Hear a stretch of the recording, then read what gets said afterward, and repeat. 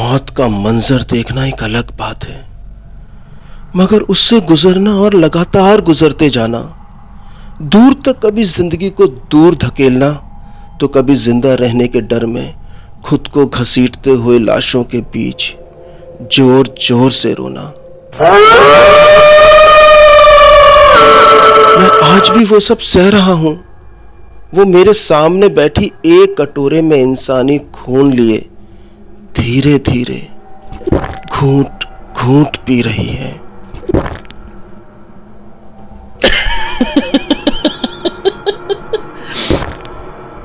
मेरा ये विभत्स डरावना वर्तमान मेरी अतीत की भूल है। करीब 5 महीने पहले पिछली सर्दियों में, हाँ फरवरी में, मुझे राजस्थान में जयपुर से जोधपुर का सफर करना पड़ा। काम कुछ ऑफिशियल सा था, तो 1 फरवरी की रात करीब 9 बजे मैं अपनी कार से जोधपुर की तरफ निकल पड़ा। उस रोज मौनी अमावस्या की रात थी। सफर करीब 350 किलोमीटर से कुछ ज्यादा होने के कारण मुझे पता था कि लगभग मुझे 6 घंटे लग ही जाएंगे। जल्दी रात वहां पहुंचकर मैं कुछ देर होटल में सोना चाहता था, ताकि अगली सुबह तरोताजा होकर ऑफिशियल मीटिंग कंडक्ट कर सकूं। करीब रात को 1 बजे मैं सेंद्रा नाम के छोटे से शहर को पीछे छोड़ता हुआ आगे बढ़ रहा था। यहां से करीब जोधपुर 150 किलोमीटर रह जाता होगा। गूगल मैप की तरफ देखा तो मालूम पड़ा कि मैं लगभग 2.5 घंटे में अपने होटल पहुंच जाऊंगा। सेंद्रा शहर को पीछे छोड़ते वक्त मेरी बाईं तरफ छोटी छोटी पहाड़ियां पड़ने लगी। मैं आगे बढ़ता रहा, तभी मेरी निगाह दाईं तरफ गई। 2 लोग एक छोटी सी बच्ची को लगभग खींचते हुए पास खड़े ट्रक की तरफ ले जा रहे थे। मेरा पैर खुद ब खुद कार के एक्सीलेटर से ऊपर उठता चला गया। मैंने धीरे होती कार से साफ देखा, वो पजामा कुर्ता पहना आदमी बच्ची का मुंह दबाकर उसे खींच रहा है। दूसरा तहमत पहना हुआ दुबला सा इंसान उस बच्ची के दोनों पैर पकड़कर उठाने की कोशिश कर रहा है। सच कहूं तो मैं थोड़ा डर गया था। रोकना चाहता था कार, मगर उनके पास कोई हथियार हुआ तो। तभी ना जाने कहां से एक विचार मेरे मन में कौंधा और मैंने कार का हॉर्न जोर से बजाते हुए कार उनके पास जाके रोकी। ये पुलिस है, रुक जाओ वरना गोली मार दी जाएगी। हां, जैसा सोचा था वैसा ही हुआ। वो दोनों पुलिस और गोली के 2 शब्दों को सुनते ही बच्ची को छोड़ तेजी से एक तरफ भागे और आनन फानन में ही पलों में ही ट्रक स्टार्ट हुआ और तेजी से आगे बढ़ता चला। मैं उस ट्रक को कुछ पलों तक दूर जाता देखता रहा, फिर बच्ची की तरफ बढ़ने लगा। वो करीब 10 साल की छोटी सी बच्ची थी। उफ, इंसान कितना दरिंदा हो गया है, नीचता की भी हद है। वो बच्ची लगातार रोए जा रही थी। मैंने अपना हाथ उसके सर पे रखा। नहीं नहीं नहीं नहीं, गए वो दोनों, गए गए, रोना नहीं रोना नहीं। मैंने उस बच्ची को बहलाने की कोशिश करी, लेकिन वो बच्ची लगातार सुबकती रही। मैंने उस बच्ची को उठाया और अपने गोद से लगा लिया। प्यारी सी मासूम सी बच्ची। शायद उन दोनों ने यहां ट्रक रोका होगा तो ये बच्ची जरूर उस ट्रक से कूद के भागी होगी। मैंने सिर उठा के दाएं बाएं देखा तो बाईं तरफ की पहाड़ियों पे कुछ घरों की रोशनियां मुझे जुगनुओं की तरह दिख रही थी, लेकिन वहां का रास्ता मुझे कैसे पता होता। खैर, बच्ची को गोद में उठाए मैं कार में आके बैठ गया। डैशबोर्ड से अमूल चॉकलेट निकाली और उस बच्ची की तरफ मुस्कुराकर बढ़ा दी। शायद बच्ची को एहसास हो गया था कि अब वो सुरक्षित है। उसका रोना बंद हो चुका था। कहां रहती हो बेटा, आपका नाम क्या है? मेरे दोनों सवालों का जवाब उसने एक साथ बड़ी मासूमियत के साथ दिया। चिया बोलते हो उसने पहाड़ी पर अपने सीधे हाथ की उंगली से इशारा कर दिया। चिया? ओह, बड़ा प्यारा और अनोखा सा नाम, चिया। सच में बड़ी प्यारी सी बच्ची थी। मैंने मुस्कुराते हुए ऊपर पहाड़ी की तरफ देखा। बहुत ऊपर है वो घर तो। यहां वहां निगाह दौड़ाई तो कोई दिखाई नहीं दिया। मैंने फिर कार स्टार्ट कर धीरे से आगे बढ़ा दी। धीमी रफ्तार के साथ यहां वहां देखने लगा, शायद कोई दिख जाए या शायद कोई रास्ता ही ऊपर जाने का नजर आ जाए। करीब 400 या 500 मीटर में आगे चला ही था कि दूसरी बाईं तरफ मुझे एक पुराना सा घर नजर आने लगा। रोशनी जल रही थी, शायद मोमबत्ती या दिया होगा। मैंने दाईं तरफ अपनी कार किनारे दबाकर खड़ी कर दी और कार लॉक करके चिया को गोदी में उठाकर उस घर की तरफ बढ़ गया।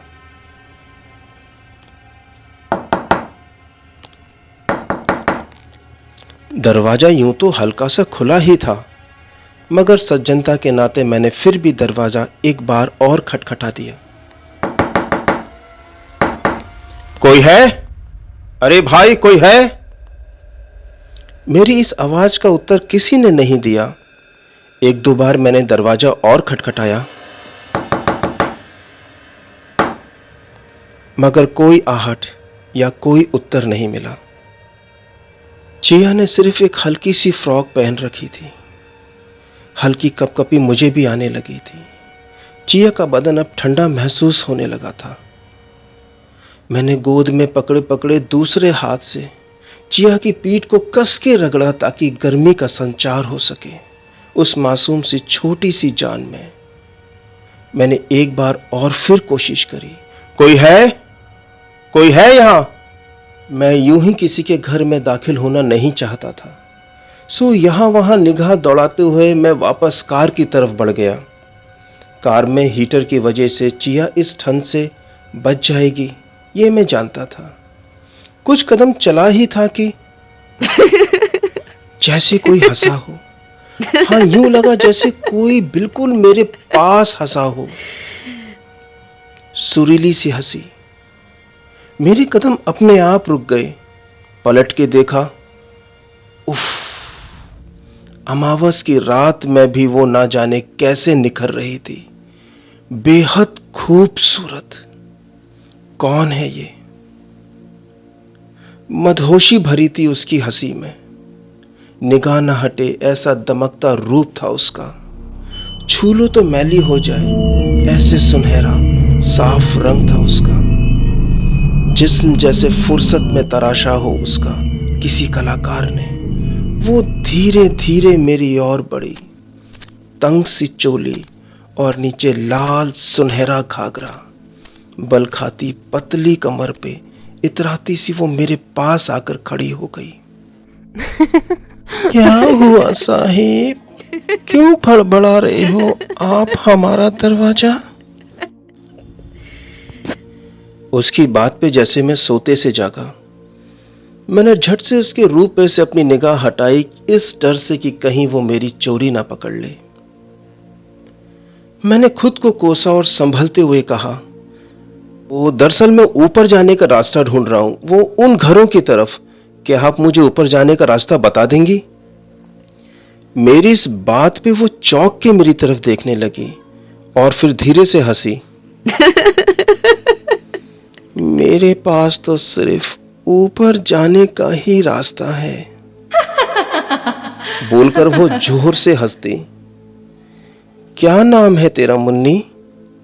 उसने चिया से प्यार से पूछा और जवाब मैंने दिया, चिया नाम है, चिया नाम है इस बच्ची का।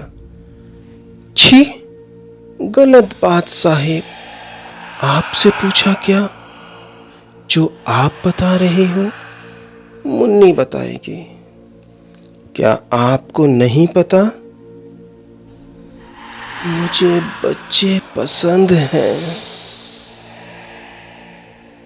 उसके इस अजीब से लहजे और उसकी बात का जवाब चिया ने दिया। चिया? वो जोर से जैसे नींद में बोली हो। चिया बड़ा प्यारा नाम है। आ जाओ साहिब, अंदर आ जाओ। बाहर बहुत ठंड है। मैं भी ठंड में मरा जा रहा था। उसके कहने पे मैं उसके घर की तरफ बढ़ गया और मेरे पीछे पीछे वो भला सी खूबसूरत नवयौवना भी अपने घर की तरफ बढ़ने लगी। अंदर से घर वास्तव में बहुत साफ था। करीने से सजा हर सामान जैसे बता रहा हूं कि यहाँ पे रहने वाला सफाई पसंद इंसान है। सारा सामान पुराना मगर बहुत अच्छी हालत में था। अंदर आके सच में बहुत सुकून मिल रहा था। अंदर का मौसम गर्म था।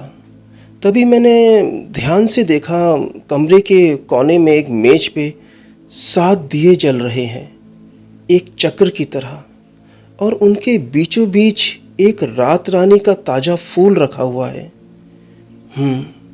शायद इस लड़की को ये रात रानी का फूल पसंद है। साहेब, पहाड़ी वाले रास्ते पे कुछ मट्टी ढह गई है। रास्ता सुबह ही खोला जाएगा। वो चिया की तरफ देखते हुए लगातार बोलती जा रही थी। चिंता क्यों करते हो साहेब? आप जाओ, चिया को मैं सुबह छोड़ दूंगी ऊपर। चिंता मत करो, मुझे बच्चे पसंद है साहेब। आखिरी शब्दों में उसने मेरी ओर तिरछा देखते हुए कहा। शायद ये सही बोल रही है। अगर मैं यहां फंसा तो मेरी मीटिंग का क्या होगा? फिर भी ना जाने क्या लगाव था चिया से। उस पलों में जो मैं एकदम शांत ही रहा। वो मुझे शांत देखकर फिर बोली, ऐसा करो साहेब, आप यहाँ रुक जाओ। सुबह आप खुद चिया को छोड़ देना ऊपर। उसकी बात मुझे ठीक लगी कि मैं रात में यहीं रुक जाऊं और सुबह में चिया को खुद उसके घर वालों के सुपुर्द कर निकलूं। अगर मैं यहाँ से सुबह 7 बजे भी निकला तो आराम से मैं 10 बजे वाली मीटिंग कंडक्ट कर सकता हूँ। मुझे चुप देख के वो बोली, मुझे तानी कहते हैं साहेब। उसके नाम पे मैं चौंका। तानी? तानी बहुत अच्छा नाम है ये तो। और मैं बोला, मेरा नाम राकेश है। वो मुस्कुराई और चिया को प्यार से गोदी में उठा दूसरे कमरे की तरफ बढ़ गई। शायद वहां दूसरा पलंग होगा जहां पे वो चिया को ले गई होगी सुलाने के लिए। थोड़ी देर में वो वापस लौटी। राकेश बाबू, लेट जाओ, मैं खाने का इंतजाम करती हूँ। खाओगे? हाँ, अगर इंतजाम हो जाए तो बहुत अच्छा।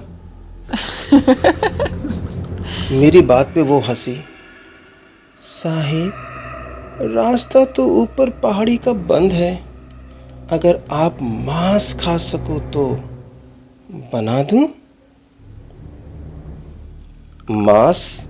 ओहो, नॉनवेज? हाँ, कभी कभी खा लेता हूं, मैंने उसे उत्तर दिया। वो जोर से हंसी। खा लो राकेश साहिब, बस रुको थोड़ी देर। वो पलटी और अपने कमरे में चली गई। शायद वहां किचन भी था। मैं बिस्तर पे लेटा ही था कि ना जाने निगोड़ी नींद ने मुझे कब आ दबोचा। अचानक नींद का एक ऐसा सुरूर सा छाया कि मेरी आंख नींद में बंद होने लगी। ना जाने कब तक मैं सोता रहा। किसी ने मुझे हिलाया तो मेरी आंख खुली। सर हल्का सा भारी था और भूख का एहसास बहुत तेज था। सामने देखा तो तानी खड़ी मुस्कुरा रही है। मैं भी उसे देख मुस्कुरा उठा। खाना तैयार है साहिब, लगा दूं? उसकी इस बात पे मैं एकदम से बोल उठा, हाँ हाँ लगा दो, लगाओ। चिया, ओ चिया। मैंने चिया को पुकारा तो तानी हंसने लगी। मैंने उसकी तरफ देखा तो वो धीरे से बोली, साहिब, उसका खाना तो हो गया। अब वो शांत है, आप खाओ। और उसने मेज की तरफ इशारा कर दिया। हाँ, मेज पे खाना रखा हुआ था, कुछ मोटी मोटी फूली सी चूल्हे वाली रोटियां और एक कटोरे में शोरवे में डूबे कुछ मांस के छोटे बड़े टुकड़े मुझे नजर आ रहे थे। बगल में बड़ी बड़ी 2 प्याज छिली हुई मगर साबुत रखी थी। मैं आगे बढ़ा और मेज के बगल पे रखी पुरानी मगर आलीशान कुर्सी पे बैठ गया। तानी मुस्कुराती हुई आई और एक बड़ी सी पीतल की थाली मेरे सामने रखकर मेरे हाथ धुलाने लगी। तुमने नहीं खाया? मैंने उससे पूछा तो वो फिर मुस्कुरा दी। नहीं साहिब, मुझे ऐसा मांस हजम नहीं होता। आप खाओ, मैं अंदर खा लूंगी। वो कहते कहते फिर हंसने लगी। अचानक ना जाने कैसे मेरे मुंह से निकल गया, तानी क्या तुम यहां अकेले रहती हो या कोई और भी रहता है तुम्हारे साथ? मेरी इस बात पे वो शांत हो गई। फिर एक लंबी सांस लेकर बोली, किसी के साथ आई थी मैं यहां साहिब, मगर वो मर गया। मैं चुप सा था ये सुनकर, वो भी थोड़ी देर चुप रही।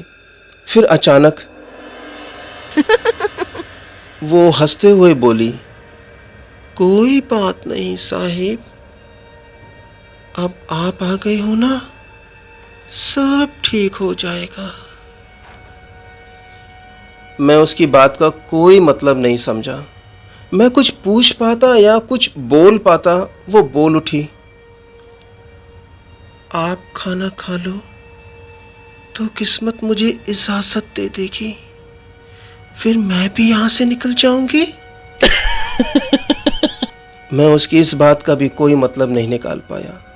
मुझे तो बस 1-2 घंटे और रुकना था। घड़ी की तरफ देखा तो 2:30 बज रहे थे। सुबह चिया को उसके घर छोड़ मैं अपने रास्ते निकल जाऊंगा। वो मुड़ी और अंदर कमरे की तरफ बढ़ गई।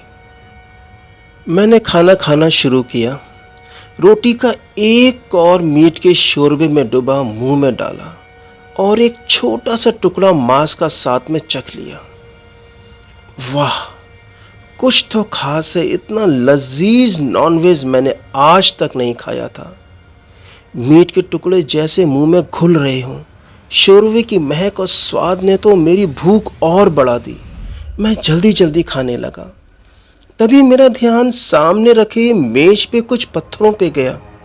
वो जहां दिए रखे थे, अब वहां पे 7 रंग के रंग बिरंगे छोटे छोटे कीमती पत्थर रखे थे। बीचों बीच शायद कच्चा हीरा या कोई बेहद कीमती पत्थर रखा था।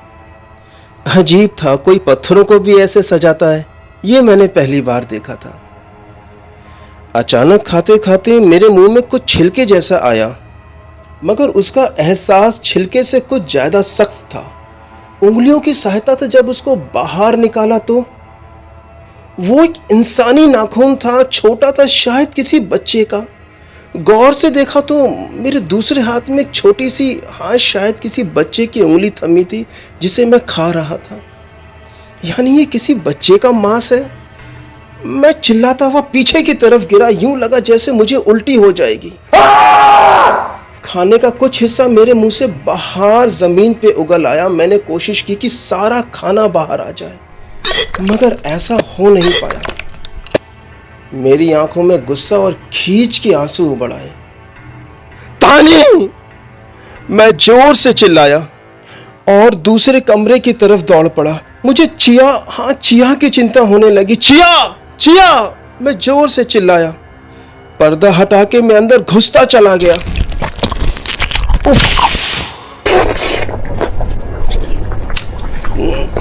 वो बज़ात तानी चिया की आधी कटी लाश को खा रही थी।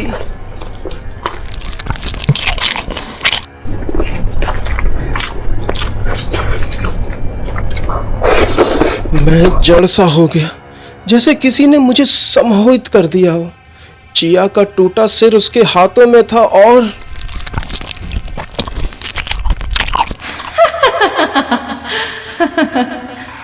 मुझे बच्चे पसंद है। तानी की आवाज ने जैसे मेरा सम्मोहन तोड़ा हो। मैं पलट के दौड़ा मगर दरवाजे से टकरा के वहीं गिर पड़ा। मैंने चिल्लाते उठने की लाख कोशिश की मगर मैंने साफ देखा तानी का रूप बदल रहा है। ये वो नहीं, ये वो लड़की तो नहीं हो सकती। ये तो एक चुड़ैल है। तानी जमीन से उछली और करीब 10 फुट ऊपर से कूदती हुई मेरे सीने के पास आके गिरी। दोनों पैर मेरे सीने के अगल बगल रख के वो मेरे सीने के ऊपर बैठ गई। उसने मेरे बाल पकड़े।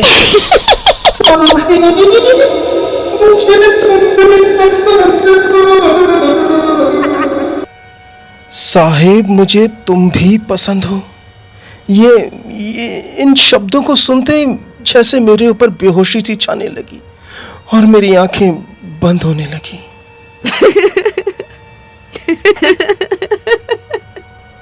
बस इतनी सी थी ये आज की कहानी। हुआ क्या मेरे साथ? क्या तानी की भूख मुझे निगल गई या मेरा जीवन श्रापित हो गया? इस बात को हम जानेंगे अगले रविवार अगले एपिसोड में।